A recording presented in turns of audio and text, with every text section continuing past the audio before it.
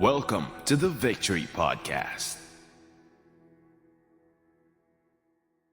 Hey Victors, welcome to this episode of The Victory Show. If this is the first time you're joining us, I'm Rachel League with Bestseller by Design. Our founder, Travis Cody, is the best-selling author of 16 books, and we've had the privilege of helping hundreds of business consultants, founders, and entrepreneurs write and publish their own best-selling books as well. Through that journey, we've discovered a fascinating pattern. Most businesses really struggle to break past the seven-figure revenue mark. On this show, I sit down with some of the world's most successful CEOs, leaders, and business owners to uncover the strategies they use to scale way past that mark so you can do the same. So get ready for some deep insights and actionable takeaways that you can implement in your life and business starting now. Today's guest is Nikin Tharan, a mission-driven tech founder transforming how immigrant talent navigates the complex U.S. immigration system. Nikin is the founder of Green Card Inc., a platform that helps high-achieving professionals earn visas like the O1, EB1A, and NIW, showcasing their accomplishments in compelling, evidence-backed ways. He also launched EB5 Loan, which makes the EB5 investor visa more accessible by reducing upfront costs and allowing applicants to start the process with $500K. A two-time visa recipient himself, earning an O1A in 2020 and an EB1A in 2022, Nikin's journey of resilience and innovation is featured in the Amazon bestseller Unshackled. His path began early. He was working in an Indian defense lab at just 9 years old and later earned a full scholarship to Northeastern University. From there, he commercialized radiation sensors with Guardian, joined the Techstars U.S. Air Force Accelerator, and co-founded Med6, a healthcare startup that won top honors at MIT Hacking Medicine. Get ready for an incredible conversation about resilience, innovation, and what it really takes to scale a mission-driven business. Nikin, welcome to the show. Thank you so much for having me. So super humbled and honored to be spending time with you and all the listeners today. Awesome. Well, tell us, you were working in a defense lab at age 9 and you won a full scholarship by 16. That's pretty remarkable. What sparked your interest in tech and innovation so early? The kind words. So I'll have to give credit to my parents there. I'd say I was a pretty geeky kid, and I used to watch Nat Geo documentaries and Discovery Channel documentaries as a pastime. So I always had that bent. And for my summer school activities, it turns out the part of Bangalore, so the city in southern India where I grew up in, there were a lot of Department of Defense installations. So my neighbor happened to run an electronics lab for the Border Security Force. Starting the summer of my third grade, he kind of gave me free access to that lab. And I spent all of my free time there. So they had to kind of peel me off the walls whenever they had to take me home. So I used to be there when the shutters opened, when the shutters closed. So weekdays after school, in the weekends too. And what happened over time is I started absorbing different things, right? So I saw all the semester experiments being conducted there. I saw students working on their capstone projects. I also saw some grant work being done. So national level grants, state level grants, the students were doing research based on grants. And I was just keen to help. So wherever I could step in, contribute, I started helping out. And over the course of a few years, it ended up helping me work on some national level tech projects. And I grew pretty passionate about electronics, very bored with school. And I think it was 7th grade when I went to my parents and I said, I don't want to go to school anymore. And instead of this is India, right? And this is a decade or so ago. Instead of giving a nice pat on the back and saying, hey, kid, this is the path. This is what you're supposed to do. Like, okay, let's explore different ways. So I was actually homeschooled for a few years. And it all turned out okay when I was very fortunate to get a full ride scholarship to come to the US. And Northeastern really opened the doors for me. But going back to the childhood influence. So it was watching documentaries. It was reading books. I used to pride myself on having multiple bookshelves, and these were wooden bookshelves that you assembled from IKEA and those places. And the shelves had a bent on it because of the weight Oh, that's of the books. fantastic. And also childhood role models, right? So, of course, there was the electronics professor who was my neighbor, but it was like Edison. So even he had a very precocious youth. So he used to do experiments in the train and whatnot. And I think he set fire to a train compartment. So that's who I drew inspiration from. And later on, other innovators came as well. Edison was big. Mikio Kaku was big. So for his high school project, he built essentially a particle accelerator. So those are the individuals I should read their biographies, all of the books that especially Mikio Kaku published, and those became like formative influences. Wow. Yeah, I think it's so wonderful that you had such support at home as well, and that you had the opportunity to see so many interesting things that helped spark that interest in you, and that was fostered as well. Do you continue to love to read biographies and draw interest and inspiration from mentors that you perhaps haven't met, but you get mentorship through their written works? Absolutely. Now the format has changed a bit. So I do read biographies, but the ones I do are by Walter Isaacson. So recently finished his Elon Musk biography. But I've read several others, right? His Ben Franklin one, Steve Jobs one. But the other consumption is podcasts and video. The one specific podcast, the Founders Podcast by David Sandra. I mean, that's incredible. And on YouTube, so there's someone who goes around getting nuggets of wisdom, the University of Hard Knocks. Mm. So he does it in a TikTok, YouTube short format. And that I find very digestible late night or between meetings. If you're scrolling something, I mean, I feel it's more productive to scroll this content. And then I do read about and listen to company building as well. So My First Million, Acquired FM, the Startup Ideas podcast, Business Wars. So the medium has shifted, but that curiosity, that intent to learn has definitely, I mean, not just remained, it's grown as well. Yeah. Absolutely. Yes, this lifelong learning seems to be a really important part of your story, and continuing to seek out almost advice from others and sort of understanding their journeys and experiences. And how have you applied that to your own personal journey? That's a great question. I would say when it comes to identifying a startup idea, I mean, is the often given wisdom that you have to solve a pain point that you personally have. And then there's also the wisdom that to be opportunistic, right? So if your skills are able to identify and solve a pain point, then you should go towards that. So the reason I even draw distinction between the two is because of my own founding experience. So the first startup that I founded was a medical device. And there I had a background in electrical engineering and prototyping. So I met a surgeon who had a pain point. It was his idea. So I just happened to prototype it. And we ended up winning the first place at a hackathon at MIT and also got a grant from them to continue our work. And that was one startup which kind of took its journey. But the other startup which I work on today, which is helping high skilled talent navigate the US immigration system, that's out of my own personal pain point, right? So as you shared in the intro, I'm a 2-time visa recipient. The first visa, I applied and I got it in a few days. But the second visa, the EB1 visa, that's actually a path to a green card. And that it took me 3 attempts over 2.5 years. So I was working on the medical device startup, and this was in the middle of COVID, but it still took me multiple attempts to convince USCIS. And that's when I realized that it's like I'm speaking a different language. I'm speaking French, and USCIS understands Latin, right? And I have to kind of be more effective at storytelling, at positioning all of the evidence I have and speak in their language. And that's the work that we do now. So we help high skilled talent. So AI engineers at some of the frontier labs, a lot of founders solving interesting problems, present or make their pitch or present their case in a compelling manner to USCIS for different visas. And this is a startup where, I've kind of gone through the journey myself.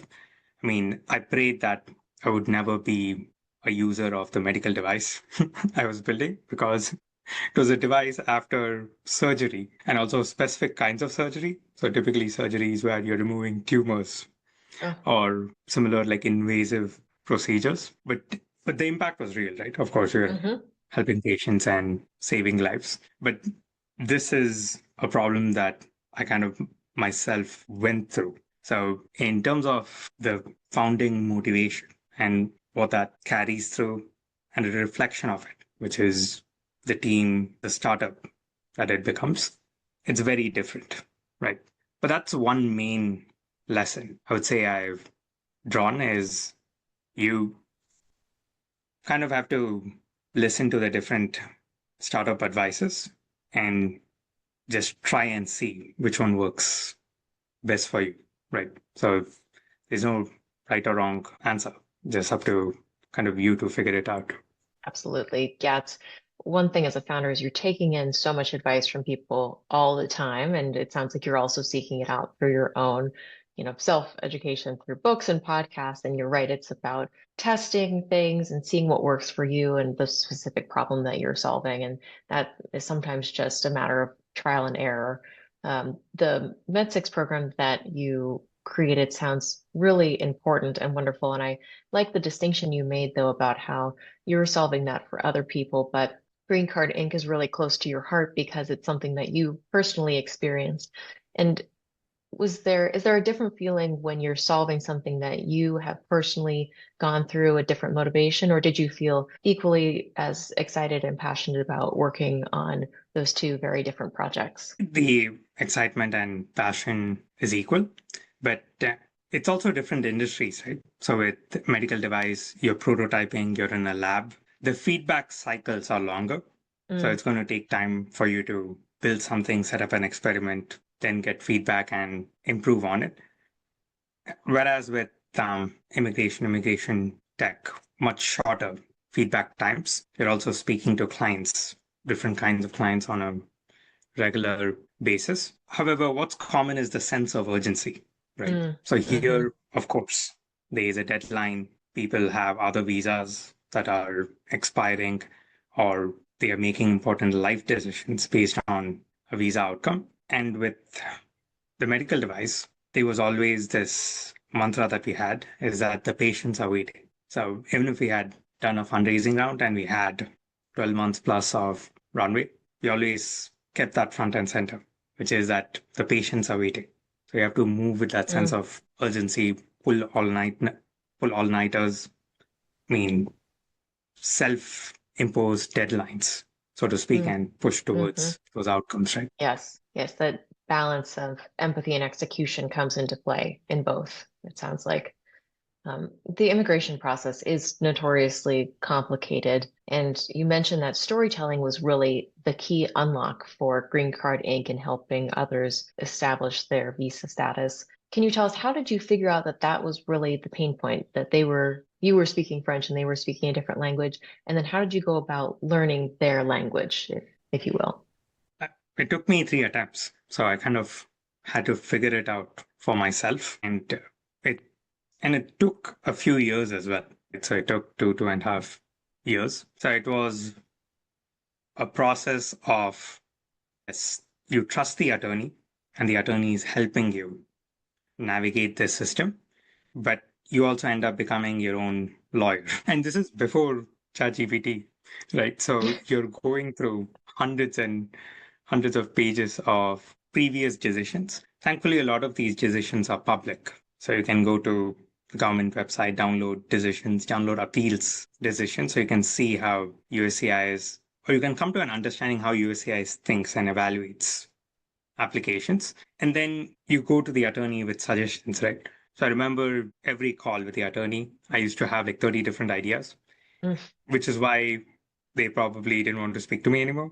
As in, they're like, hey, Nikin, work with the paralegals. I'll speak with you once a month or so, like Yeah. final reviews, main questions. And I used to just like pepper them with questions, suggestions, what ifs, like what if we do this? What if we do that? How about we present it a different way? So just that mindset of constant iteration, right?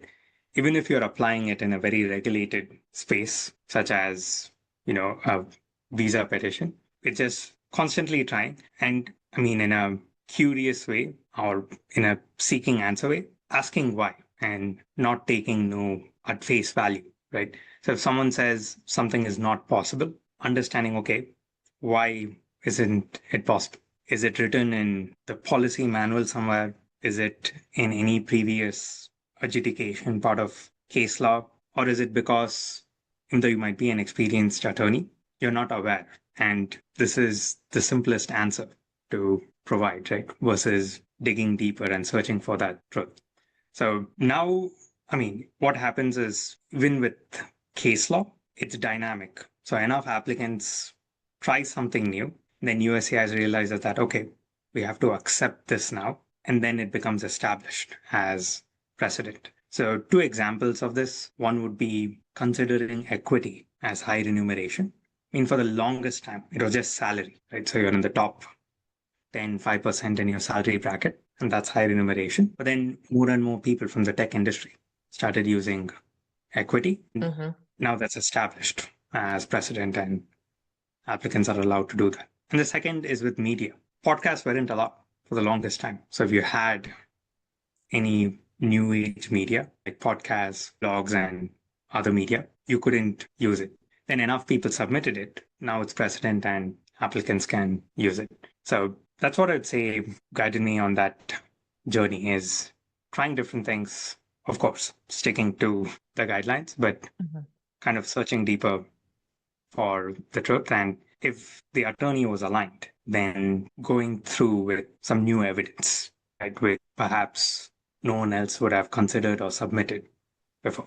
Yes, with 3 attempts, it sounds like it was a hard-won victory with intellectual curiosity as your buoy and continuing to ask why and get to the root of both the issue to then find the solution.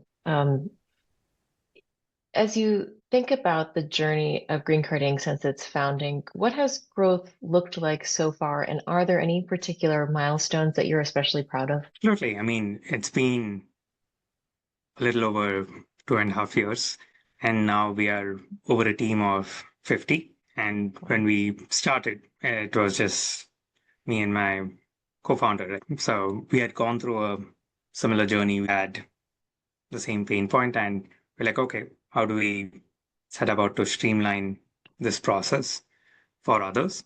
And now, I don't want to say there are people on the team that I don't know the names of. I know the names of all the full-time folks, but we do have contractors on the team that I personally, I'd see their face and remember their name, but I wouldn't know their names of the top of my mind. Right? So that's definitely been a journey in terms of team building. The other is many times as a founder, you're praying for your startup to succeed. It's like pushing a boulder up a hill. Then there comes a time where you push the boulder and then it just starts running downhill, right? And you're trying your best to chase after it, keep after it, and it's kind of breaking things in its way. So that's something I realized too, is when you're in that trying phase, you have a lot of people to commiserate with. Like you can go to founder hangouts, you can call up your friends and you can be like, hey, it's not working out, that's not working out. And they all have challenges too. So you'll commiserate with. But once you hit that inflection point and you're kind of trying to chase that ball, so to speak, then no one joins you for a pity party for success, right? Is Right. that, oh my God, how do I'm taking 15 calls a day and my calendar's booked for 2 weeks. Where do I get more time? Or how do I prioritize this call? Or my head of sales, he had a change of heart and now I need to find a new head of sales. Or my R&D team. The person who I banked on as a hire, we interviewed her for a month and she quit on her first day. So all of these challenges, which are mostly like personnel challenges, operational challenges, nobody prepares you for.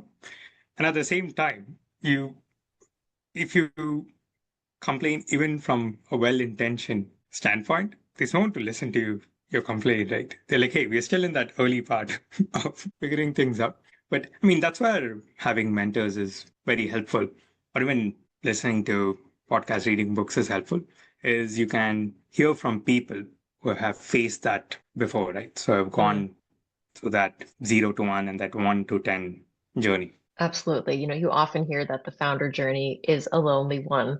Um, and I agree that there is a lot of support for the very, very early stages. But I think that's part of why people get stuck at this point of, once they reach the seven-figure mark or their first really big milestone, that's pretty hard to get to. And then once you pass that, the funnel narrows quite a bit. And so I think it's wonderful that you continue to seek out inspiration both from your book mentors and also from people who have gone before and been able to scale, because having that support and even just that sounding board in the highs and lows of an entrepreneurial journey, I think is really important to staying sane as a founder and helping to keep your energy and excitement for what you're working on. Um, Now, you mentioned you've had this business for just over 2 years and you've grown your team to over 50 people.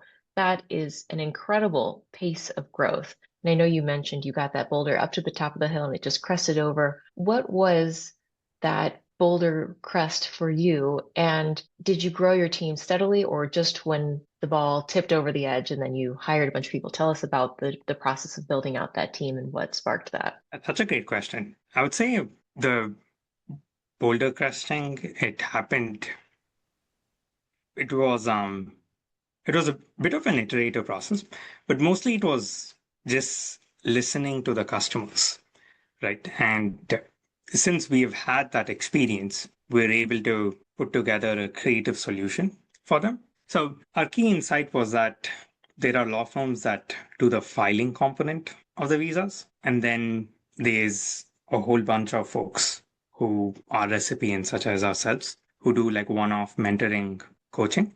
Mm. And there was a gap, which is, let's say if someone's qualified, they don't know that they're qualified. Number one, education awareness. Number two, they're qualified, but they have gaps in their profile or they struggle with storytelling. Now, how do we do this end to end and do it in a white glove manner where we are hand holding the applicant, we are evaluating their profile, identifying the gaps, connecting them with the resources to plug the gaps, and then at the end of it, connecting them with experienced attorneys who can help them with filing. But basically, the customer experience end to end is monitored and you're giving them that superior experience. So there are no breaks in between. So they're not going out of the ecosystem or the workflow to get any other work done, right? Such as academic evaluations, translations, business plans. So now we're able to support all of that in-house. So that was a key insight is, can we create this end-to-end experience and truly provide that white glove support where people can work with us from the beginning all the way to the visa filing and the visa outcome. So when we realized that, that's when the boulder crested the hill. I mean, it sounds kind of simple and obvious in hindsight, but at that time, what we were thinking is, hey, we're doing our coaching and mentoring piece. How do we scale that up? So can we create like an AI mentor? So someone you can just chat with and who can give you answers to your visa questions. So just like zoomed in and looking at just one part of that versus stepping back and looking at the bigger picture and what really was the pain point. But once we identify that as a pain point, then we quickly crested that hill. And honestly, finding people is easy, but finding the right people is so hard. And I used to wonder that when other founders, I mean, I was very fortunate in my first startup because I was in Boston. So there, I mean, you kind of throw a rock, you hit a Harvard PhD who has biomedical experience. So it wasn't hard at all to hire engineers part-time, just to finish their work at the lab, take the evening train, come to our space and help us out, right? So we're very quickly able to find advisors, put together a team. But here, I mean, working in immigration tech, it was so challenging to find the right people. And that took us a while. So we scaled and then the system that we had, right? So at 50, 70 applicants, that started breaking down. So we had to rebuild a new system. And then we scaled, kind of broke down again. And what we became a proponent of is, I mean, it surprises us now, but our team is like fully remote. There are a few people who are in one city. They meet up every now and then, but the team is effectively fully remote. It's just being very good at delegating. Mm, So even if the team members you're delegating to, if the work is subpar, you have to point out, make 100 corrections or give them a lot of feedback. It's better to do that a little early than later. So just trust and delegate. And if they don't perform, that's a different story, right? Then we have a difficult conversation, but we give them that time to grow, right? I mean, even with the sales team, sure, a few sales calls are going to be messed up. Perhaps some conversions are not going to happen, but it's necessary for you to be able to grow and scale as a company. And this is true even if you have everything documented. You have the guides, SOPs, you've recorded yourself, and you have 50 training videos. No team member, when they start off, is going to be perfect, right? So they're going to make mistakes. And just delegate, give them room to grow. And within a few weeks, and especially the A players, right? You'd know within 2-3 weeks, they're quickly able to get up to speed and be effective as you, and sometimes even more effective than you. But that was also the hardest part, which was knowing when to. I mean, the first was hiring, but the second was knowing when to delegate. wow. Listen, your answers are so thoughtful and articulate and provide such a level of depth and insight into your process, both as an individual founder and the ups and downs of building this company, but also of some very tangible takeaways that our listeners can apply. So I'm really enjoying this conversation, and some of the themes that I'm sensing from particularly that last answer are it's important to have patience, trust, and also passion. It sounds like, of course, with your 3 attempts, you had to continue to be patient and you were passionate about what you were trying to achieve, but also with this process of scaling the company, it sounds like there was a lot of stop and go with the build and then break as you continue to learn. And I'm sure that it's disheartening in those moments when the system isn't quite flowing the way you want. And so having patience and trust in your team that you're picking the right people, trusting them by giving them the leeway to actually figure things out and show that they are capable of learning. And then having this underlying passion that's driving you. I mean, correct me if I'm getting this wrong, but it sounds like you have a high level of empathy in addition to being able to execute, and that's been really important in building this very people-driven business. Absolutely. Yeah. I mean, I lean on my co-founder for the empathy bit, but I would, even my wife would agree with the driven bit. Yeah, yeah. Well, tell us a little bit about, in working with a co-founder, how did you two find each other and what does the balance look like between the two of you? But that's such a great question. I mean, the first time I met RK's, he actually reached out to me to inquire about his visa. So that's how I knew. And most people get the O1 visa and then they apply for the EB1 visa because the EB1 is much harder. And we started talking. He wanted to learn more about the O1 visa. And then at the end of the conversation, I'm like, hey, if you do all of this, we'll set you up for success for the EB1. And he's the only person till today who's like, oh, I already have my EB1 approved. It's like, wait, what? And why are we even having this call? I mean, just keep half your application aside, mail it, and you'll have your own approved because the EB1 is a much higher bar. And that's exactly what he did. And he got his own approved. So we stayed in touch after that. And when we were reconnecting, that's when we realized that. So he had sold his previous startup. He was looking to do something new. And I had also gone through an exit with a medical device, looking to do something new. And we both wanted to build something in the immigration space. And to be honest, I mean, what I recommend people is you should do like founder, co-founder dating. Mm. I mean, see if you have a good working relationship with your co-founder. Pick a project, right, and work on it for 3 months. And in our case, by that third month, we had kind of crossed 1 million in revenue. So it was It was after working that, then. we were just exactly. So the boulder was over the Yes. hill, and we were just like solving different problems for the company after that, right? But fundamentally, and I'll kind of give also credit where it's due, he's incredibly good at just the long term.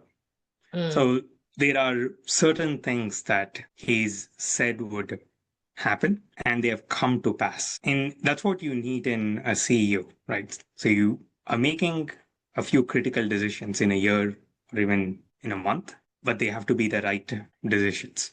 So that was one, is just like a trait of his, is this is where the market is heading. This is where we should be. The other is he's incredibly good at product and also sales. And you might ask, okay, what do I do? So it's operations, right? So, which is the day to day executing on all of that and making sure that in terms of even that long term vision, right? So, if there is an acquisition we have to do, there's a partnership, we have to create any other kind of legwork that needs to be done. So, it's filling those gaps. And you very quickly realize that ideas people, they have a blind spot, which is the follow through Mm. and paying attention to details. And the paying attention to details people, I mean, they are so particular. Sometimes it's irritating. And I say that of myself.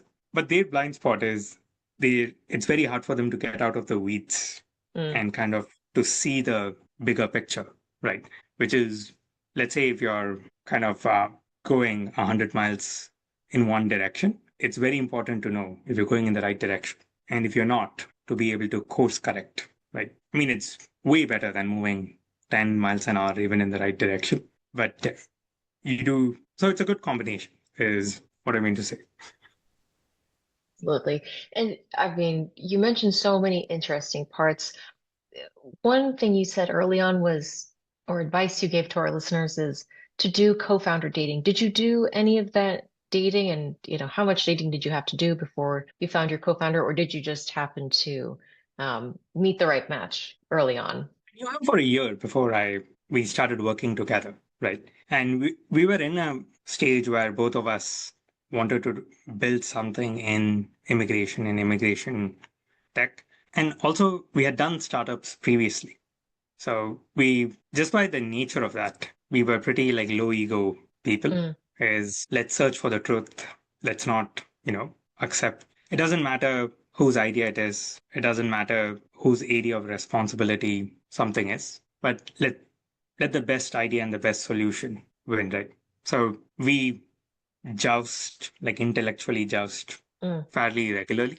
But at the end of the day, it's about doing what's best for the company, right? And Mm. also we, even life wise, we have more at stake. So RK has a 1 year old. I mean, he's coming up at 1 year. And his baby was born the same day that I got married. So we are going through major life transitions at Hmm. the same time. There's a level of, you could say, to the work that we do and intentionality, seriousness, that this is, if we are doing something at this stage in our life, it has to be meaningful, right? So, not just from an impact perspective, but from an economic perspective too, because we Hmm. both have bills to pay. So that's something which, and our families, they definitely keep us grounded, right? Mm. And I say this because there is that stereotype of a startup founder, which is you're aiming for a moonshot, right? You can kind of be cramped in a 1 bedroom home or like a basement. I mean, pay little to no rent and just code your way away. That is definitely true for a very small cohort. For a larger number of people, they have life to deal with, right? So they have families to take care of, bills to pay, which is why we never even went down the VC funded route. So we haven't raised a single dollar VC funding. Our focus was always, okay, what can generate revenue today? So what's like a problem we can solve? that helps us generate cash flow immediately. That's an excellent call out of even if you are solving an intermediary problem, how do you be self-sustaining so that you can continue to focus your efforts and passion on what you want to without having outside influences? So I think that's a really important point that a lot of people glorify the process and sort of success of fundraising as an accomplishment in and of itself, but you go out and raise money if you do in order to achieve your business goals. And so trying to delineate those and really put emphasis on what are you trying to do with the business, I think is an excellent call out and so impressive that you've been able to get such scale in such a short time without any external funding. And I think that really speaks to the fact that you are addressing an acute need in the market and that your solution is working really well. Um, I also really appreciated that you talked about, you didn't explicitly name the work-life balance, but the balance of prioritization and how very few can go off into that garage. I love the imagery that you use, by the way, of the boulder and the garage. It really helps to paint a picture of what it means to be a founder trying to scale a business. Um, and as you think about these different priorities in your life, if you had to define what victory means to you today, what does that look like? I mean, just based on how I was raised, right? It would be, it was definitely making my parents proud. Mm, So, especially as in school, when I was homeschooled, and then when I came to my undergrad here in the US, but then you reach a point where even till today, they're like, hey, Nikin, doesn't all of this set you up to do like a PhD very well? Or how about an MBA? Why don't you think of going back to school, right? So I'm like the black sheep in my hmm family as a hmm result of that, because everyone else is basically a doctor. For them, academics is priced as an end unto itself, right? I mean, my mother's currently doing her second PhD. So Wow. not even kind of letting or getting the pedal of the gas at that age, right? But the coming to what victory means, yes, initially it was making my family proud, and then when you develop that sense of agency, and then when you start to your identity, I mean, you start to think of, okay, what does all of this what does all of this mean? It became to honestly, it was more very internal, and I would even say like selfish, which was it was to prove to myself I could Mm, do something. So it was to prove to myself I could be a founder, raise VC funding, as we were just discussing, get the O1 visa, get the EB1 visa. So I always viewed these challenges as ways to kind of prove to myself. And that to me was victory for that period. And now it's kind of grounded in family again, which is to make my wife and my future family proud of me. Right. So this I would say is grounding because there's always that balance to draw between your own ambition and that of taking care of those people close to you. And it's also good because this is something you're constantly striving for, right? So there's always more you can do as a husband, as a father, and that part of it, which is how do we, I mean, what are the different ways in which I can gain victory in this manner? It's not just career, it's not just family, it's also health. So that plays a major role as well. You have to take good care of yourself. You have to make sure people around you are taking good care of themselves. Larger than us, the environment, the community that we live in. I mean, I'd never gone to the temple during my previous startup. I used to pray to God, don't get me wrong. I mean, whenever the fundraising round was tight, I was praying all the time. But hmm now you go for that groundedness, right? So you go for that family community. Honestly, to answer your question, that definition of victory has changed over the course of the past several years. The way I would answer it is yes, it's how to be the best husband, and I don't have kids yet, but future father that I can be. How to make the family proud of you. So that's how I would define victory. Yeah, such an interesting journey of going from having wanting the validation from your parents to owning it yourself, and now in this new phase of life as you bring in and care for others, wanting to support them in that way. And I'm sure that all of them are incredibly proud of you. What you've accomplished is truly remarkable, and to do it with such a humble demeanor and a clear passion for what you're working on, I am sure that will carry you forward. You mentioned the importance of caring for yourself and your well-being. What does that look like for you? That is basically getting a gym in your basement. Because if you can't make it to the Yeah. gym or any space, you just want to bring it close to you. Uh-huh. Now I'm thinking whether I should even set my desk up next to all of the equipment, because your environment really affects, Mm-hmm. your well-being. If if I have some time, right, rather get some reps in, some steps in, what have you.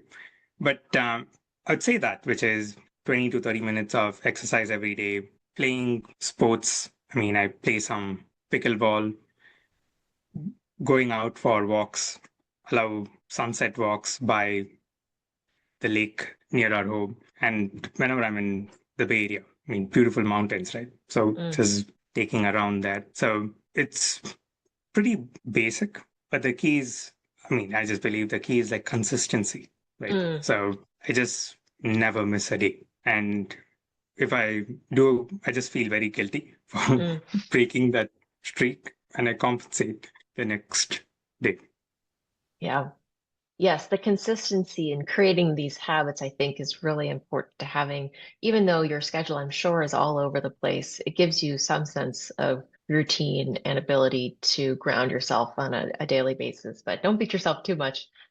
Beat yourself up too much if you miss one day. But I understand the sentiment of, having that commitment to yourself, and that's important. Um, as you think about your younger self, what piece of advice would you offer? That's such a great question. Honestly, it's have or develop a sense of humor. Mm. And the reason I say that is, if I had told my younger self, don't take yourself too seriously, I wouldn't have listened. So I'd be like, oh, this is grown up doesn't know what they're talking about. What do you mean? You have to be Yeah. hardcore about everything that you do, right? But if you had given me something more objective, something as like a goal to optimize for, right? Is, hey, this is something you don't have, and you have to kind of go out of your comfort zone in order to achieve it, then I would have taken that on and done it, right? And I feel humor, and by extension, just not taking yourself too seriously, not attaching yourself to the outcomes, rather focusing on what you can control, which is the effort Mm. that you're putting in.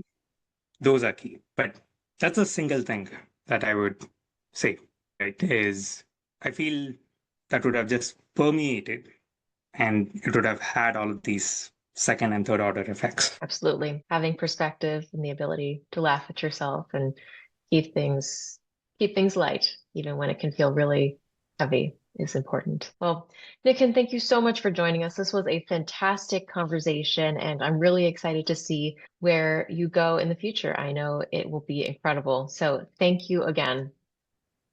Yeah, thank you so much for having me, and really appreciate yours and all the listeners' time. So if I can ever be of help to any of you listening, please feel free to reach out. So I'm pretty accessible on LinkedIn, but my email is also firstname.lastname@gmail.com. Fantastic. Thank you, Nikin. Thank you.